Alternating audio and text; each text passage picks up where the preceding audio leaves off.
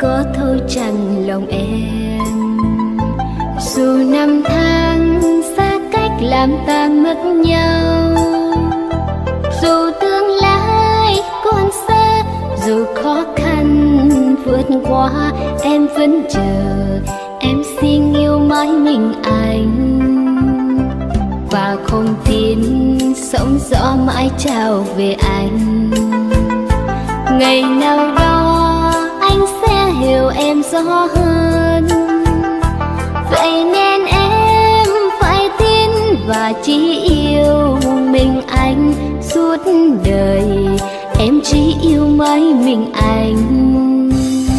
Rồi thời gian sẽ không nhạt phai, rồi thời gian sẽ không xóa nhòa lời em nói yêu anh bằng cả trái tim. Nguyện yêu anh suốt đời, em chỉ yêu mãi mình anh. Về bên nhau ta sẽ tin yêu trọn đời. Người yêu hỡi, anh hãy cùng em sánh đôi. Về bên nhau ta xây trọn ước mơ tình yêu suốt đời, hạnh phúc đắp xây tình ta.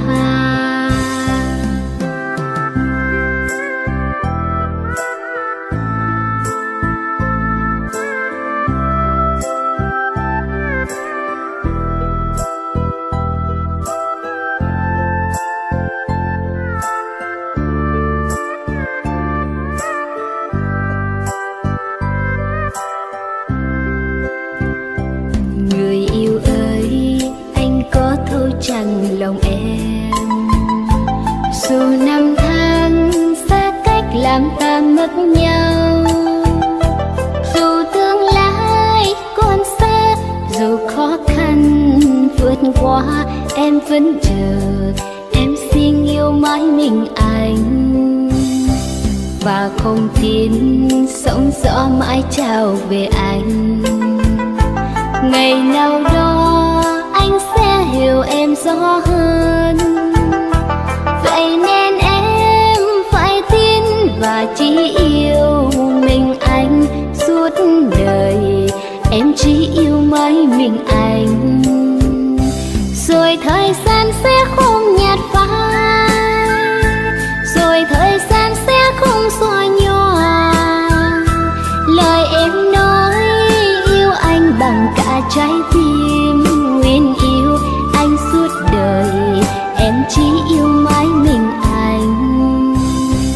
Về bên nhau ta sẽ tin yêu trọn đời. Người yêu hỡi, anh hãy cùng em sánh đôi.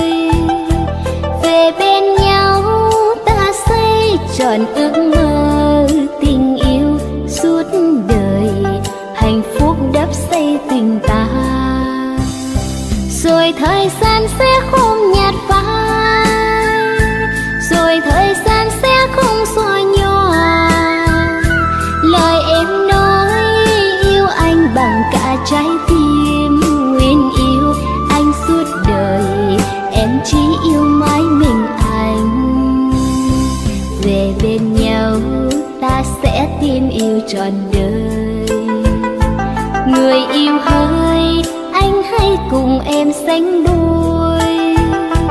Về bên nhau ta xây trọn ước mơ tình yêu suốt đời, hạnh phúc đắp xây